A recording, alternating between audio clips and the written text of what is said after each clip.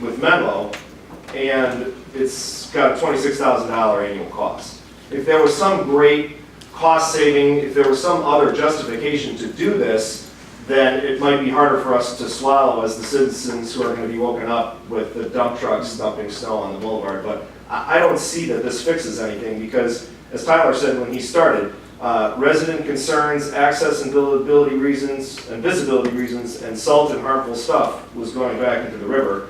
So you're just putting that in a different place in the village.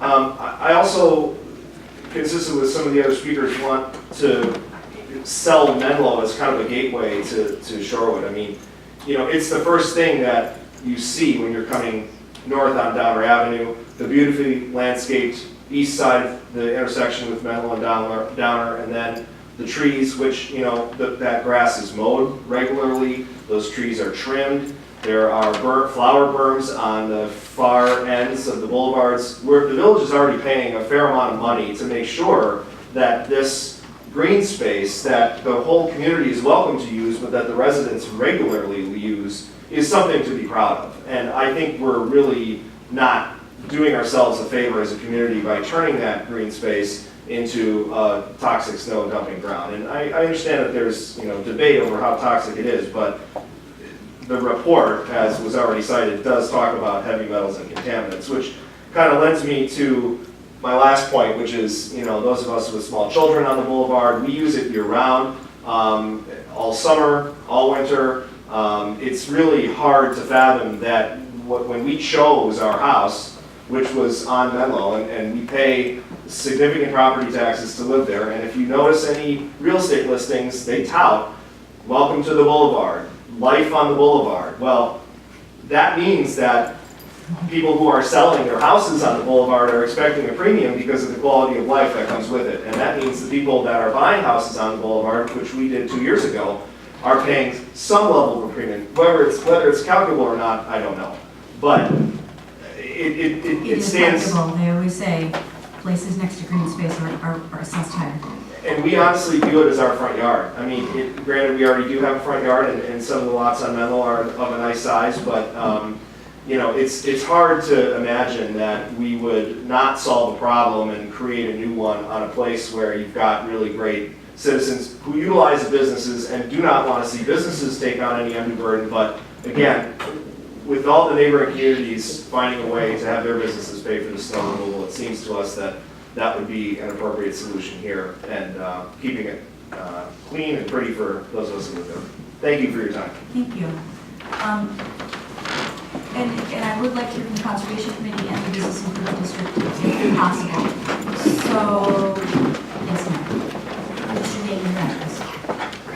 Susan Armour Seidman, 2412 East Stratford. A couple issues. The parking lot west of Oakland and Edgewood, a lot of the permitted parking there is used by the residents of those high-rise apartments who are predominantly elderly or disabled. If you're going to throw them out of that parking space, that's a major concern for them to get to the parking elsewhere. And so I hope you take that off the table out of concern for those people who might not be so young or able-bodied. I have grave concerns knowing the toxic chemicals that are in snow as a chemist. I also envision this giant heap of snow on Menlo Boulevard, which I won't be able to see past as I'm driving. And I can guarantee you all the children in the neighborhood will be playing on it and sliding down the snow heaps into the oncoming traffic. Do you want to be responsible for that?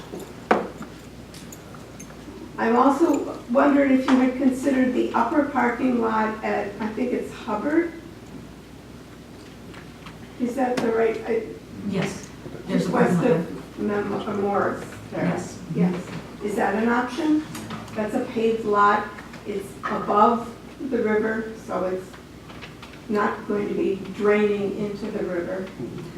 Yes, and staff probably could talk about that more. I think I've looked at all the parking lots that we own, but there was a reason that wasn't recommended. The Hubbard Park Lodge has multiple events, even during the winter time, that's the only parking lot that is accessible really for people to use. That's why that would be a really feasible option. And what about Estabrook Park? I realize that's beyond the village limits, but. They said no. They said no. Okay. Well, then I encourage you to think creatively as to environmentally responsible options. And I also want to voice my opposition to my tax dollars being used to remove snow from the business district. I also object to the TIFs and facade upgrades that my tax dollars were used for. I expect the tax dollars that I pay into the village, which is a very large amount, to be used to my benefit as a homeowner in Shorewood, not for the for-profit businesses. Thank you. Thank you. Yes. Sorry, I'm going to put this one. Real quick, I just, Janet Slater, 2225 East Menlo. I was wondering about two other alternative locations in the River Park area, the south corner and the, what would that be, the north corner of the park. Those seem to be completely unused space behind the apartment building. There's quite a bit of green space that you would think snow could be dumped in, as well as behind the concession stand and behind the batting cage. So those are two green space options that seem that they would not, you could put a note to a number of you, you could put a fence around it if in fact there were toxic remediation that needed to be done, but those, I'm curious if the staff knows if those are options under consideration. We have reviewed those options, but they're not feasible, which we can talk about later. We constructed a berm that runs behind the concession stand and behind the batting cage, and its intent is to carry stormwater, and wouldn't be ideal to be storing snow there. And also, we wouldn't be able to move equipment in that area without destroying the landscaping of that berm itself if the ground isn't frozen. So it's not, we have more feasible options. Would probably wonder how that rates with Menlo and some other residential areas if you think that's more feasible. Thanks, I Jen. do not, but Donna. And Donna's a member of Conservation. Yeah, I remember, I'll take 2 seconds, I remember the Conservation Committee. I sent. What's your last name and your address? Donna Pollack, 4395 North Elton. And I live really close to Wilson Drive. The only thing I want to say is I sent a letter to Rebecca, an email to Rebecca, to Trustee Amenta. She is the liaison to Conservation, and a couple others that noted, I was reviewing the packet to come here, and the soil study that I reviewed was simply a soil study that I would have to have my lawn evaluated, or if I had a farm, to have the soil looked at for amenities for my crops. I understood, and Josh isn't here, that the Conservation Committee wanted a comprehensive study of that soil to see about contaminants. And this study does not solve that. And I did my homework. I talked to UW, the Ag Department. I was talking to some other engineers and soil biologists.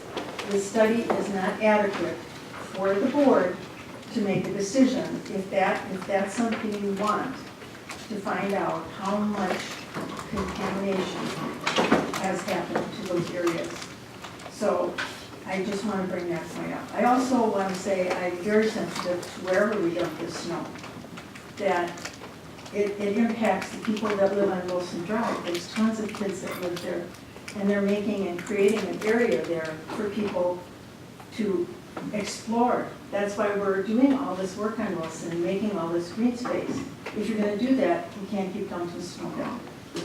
So I ask that if the board feels it's necessary to do a more comprehensive soil study, I would appreciate if you did that, especially if you're going to look to dump it on somebody else's ground. Thank you. Thank you. Can we hear from the business superintendent? Is that okay if I stand here? As long as you say your name and your address. And no, she wants you to come to my phone. I was instructed beforehand. Clerk Can't rules. hear you. I'm Erica Lang. I am Shorewood Business Improvement Director. And the bid address is 4230 North Oakland, number 295, Shorewood. So I met with village staff in, I believe it was June I think late June to have this discussion as a heads up. And at the July meeting, the bid board heavily discussed it and went back and forth and trying to really wrap their heads around the impact that is. And then basically they concluded, and then we discussed it again in August to make sure that was the direction that we were going, is that we would not actually take a stance on this because we looked at what is our role for the village. We market, we brand, we promote it. I mean, this exact item doesn't seem to fall under us taking a stance on it. I mean, if you're doing infrastructure, sure, then that would impact the business district. As someone mentioned that you did, that, a letter did go out, and again, we thought this needs to come from the village. Our first discussions with staff, village staff, was that, we'll partner with you, we'll communicate this together, but then we took a step back and no, this is village-led. So I made sure that the village did reach out to businesses and the commercial property owners, and once I knew those letters went out, then I sent it out to the 260 active businesses and contacts I have with the property owners. I've gotten one comment of concernment, that they're concerned, a business owner along Oakland, and then I received one other person saying, I'm very interested, please follow up on the discussion tonight. So I did plan to forward something out to their businesses and my contacts just as well. Thank you. I forgot to mention one other option. Whitefish Bay, and it affects the businesses, that's why I'm letting you know, but Whitefish Bay just abolished it, but there was a parking assessment. So in their business district, they actually did a special assessment so that they could maintain parking spaces for the businesses on street. And that would be for snow plowing or for parking, so that, it didn't seem in the packet, but if the determination of the board or the local board is to leave it in the business district and the businesses feel that would be unacceptable, there is an alternative. I mean, we can continue doing it or having Milwaukee haul it away, but we could also assess. So I wanted to throw that out there.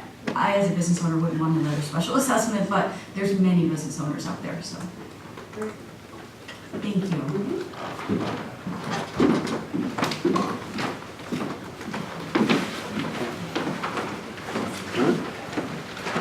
So if there's no other comments from I remember you waiting, yes. Yes.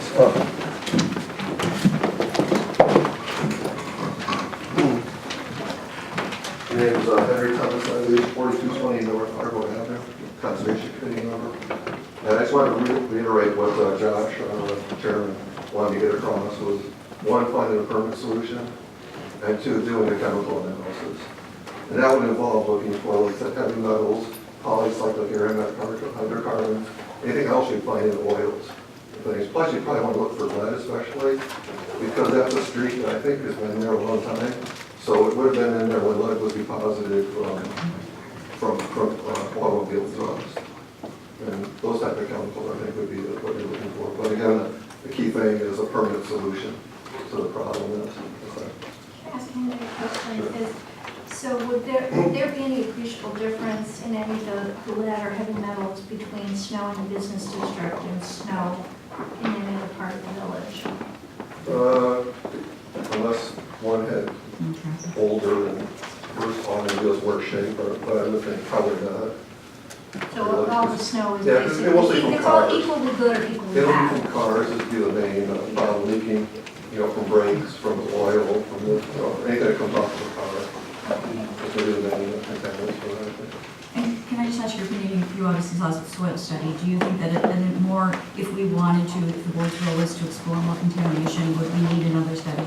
I would think so, but I think you also want to be dealing with going forward, not just what is there right now, which means you might have to remediate those areas, dump snow, rather than having I'm not going to say the capital cancer cluster or something like that happens because people are not playing in those areas during the thing of the book on everything's clear. So it just makes more sense to be proactive in that regard than that. And then also, I'd say know what you're dealing with. If you're going to put it in a place that's going to drain off, you want to know where it's going, what's actually inhabited, not guess. And stuff. It'd make it easier, maybe make it cheaper actually, because if you know what you're dealing with, you don't have to plan for everything. So, Thank you. you're welcome. With that, I am going to close public comment, even though it wasn't an official hearing. What's your name next?